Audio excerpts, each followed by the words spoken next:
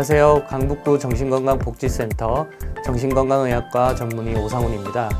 오늘 제가 말씀드릴 부분은 롱코비드 후유증과 정신건강에 대해서 말씀드려 보도록 하겠습니다. 롱코비드라고 하는 것은 코로나19에 따른 후유증을 얘기하는데요. 코로나 감염증을 앓은 뒤에 원인 모를 여러 증상들이 한동안 쭉 이어지는 것을 얘기를 합니다. 다른 나라에서는 포스트 코비드 컨디션 또는 포스트 코비드 증후군, 그리고 오래 지속이 된다고 해서 만성 코비드 등으로 불려지고 있습니다. 코로나 감염 시기별로 그 정의와 증상에 대해서 말씀드리면은 크게 코로나 감염에 따른 증상은 급성기와 그리고 롱코비드 이렇게 나눌 수 있습니다. 급성기는 우리가 코로나 진단을 받고 그 4주 이내에 여러 가지 증상들이 나타나는데 그 시기를 이제 급성기라고 얘기하는데요. 급성기에는 이제 인후통이라든지 열, 기침, 호흡곤란, 몸살, 두통, 설사, 후각, 미각 상실 등의 증상들이 나타나게 됩니다. 보통은 이렇게 4주 이내에 이렇게 깨끗이 코로나 증상이 나아지는데 그렇지 않고 4주 이상 여러 가지 증상들이 쭉 이어지는 것을 이제 롱코비드라고 하고, 이 롱코비드 시기에는 우울이나 불안, 집중력 저하 등 주로 이제 정신과적 증상이 주된 증상이 됩니다. 그러면 롱코비드 후유증은 얼마나 많이 생기는 걸까요? 보시면은 여러 연구들에 의하면은 코로나19 감염자에서 한 10명 중에 1명에서 3명 정도에서 코로나 후유증을 경험한다고 하고요. 또 다른 연구에 의하면은 최대 3명 중에 1명에서 3개월이 지나도 피로나 호흡곤란 등의 증상을 겪는다고 합니다. 미국의 이제 질병통제예방센터 CDC가 있는데 거기서 이제 롱코비드 후유증에 대해서 18가지를 얘기를 하고 있는데 주로 이제 흔히 있는 것은 뭐 호흡곤란이라든지 흉통, 그리고 뭐 심장이 빨리 뛰는 문제라든지 바늘로 콕콕 찌르는 듯한 느낌, 뭐 이런 증상들이 있고, 여기 빨간색으로 표시된 뭐 피로라든지 어지럼증, 그리고 기분 변화, 그리고 신체적, 정신적 활동 후에 악화되는 증상들, 그리고 집중력 저하라고 해가지고 브레인 포그라는 게 있는데 머릿속이 마치 안개가 낀 것처럼 이렇게 집중이 잘 안 되고 기억력도 좀 떨어지는 그런 증상들이 있습니다. 이렇게 롱코비드 후유증은 18가지 정도로 굉장히 다양히 있을 수 있습니다.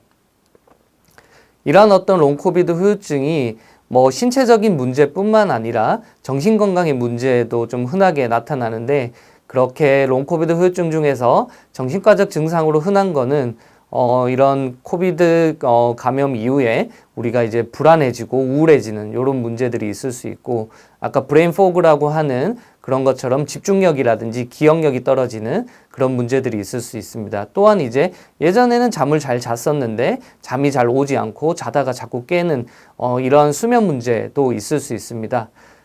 근데 생각해 보면은 이제 우리 코로나 감염이라고 하는 게 상기도 감염이라든지 아니면 폐 쪽에 감염되는 걸로 알고 있는데, 어떻게 정신건강의 문제를 일으키냐, 왜 정신건강의 문제가 생기냐에 대해서 이제 여러 가지 가설들이 있는데 크게 3가지 정도가 있습니다.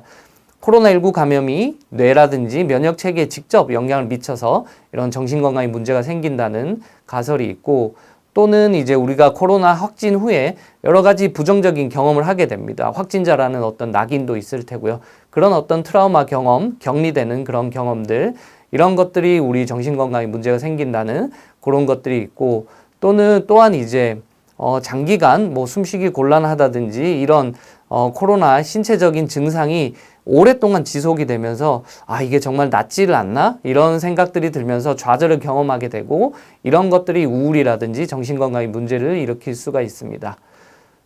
그렇다면 이런 롱코비드 후유증에 대해서 후유증과 정신건강에 대해서 우리는 어떻게 대처를 해야 될까요? 많은 분들이 이렇게 어떤 증상들이, 후유증이 길게 나타나게 되면은 이전처럼 정말 돌아갈 수 있을까 하는 불안이 있습니다. 그러나 다행히도 많은 연구들에 의하면은 대부분의 롱코비드 후유증은 시간이 지남에 따라 호전된다고 알려져 있기 때문에 그런 걱정들은 조금 여유를 가지고 시간을 좀 두는 것이 필요할 것이라고 생각이 들고요. 그리고 우리가 이런 오늘 제가 말씀드린 롱코비드 후유증에 대한 어떤 그런 거에 대한 인식, 후유증이 어떤 거고 이런 거를 예방하기 위해서는 어떤 것들을 해야 된다. 이런 것들과 그 다음에 정확한 정보를 통해서 심리적인 불안감을 감소시키는 것이 중요합니다. 또한 이제 기존의 우울이라든지 불안증을 겪고 있는 그런 심리 취약군에서는 이러한 롱코비드 후유증에 대해서 전반적인 인식을 높이고, 그리고 그 각 사시고 계신 그런 인근에 롱코비드 클리닉 같은 것들이 있는데, 그런 곳에서 이제 적극적인 심리 지원이나 치료를 받는 것이 도움이 될 수 있습니다. 오늘 제가 말씀드린 부분은 롱코비드라는 게 어떤 거고, 그런 후유증으로 나타날 수 있는 증상들, 그 증상들 중에서 정신건강의 문제에 대해서 살펴봤고, 마지막으로 우리가 어떻게 대처를 해야 될지에 대해서 간단히 말씀드렸습니다. 그러면은 오늘은 여기까지 하고 다음 시간에 뵙도록 하겠습니다. 감사합니다.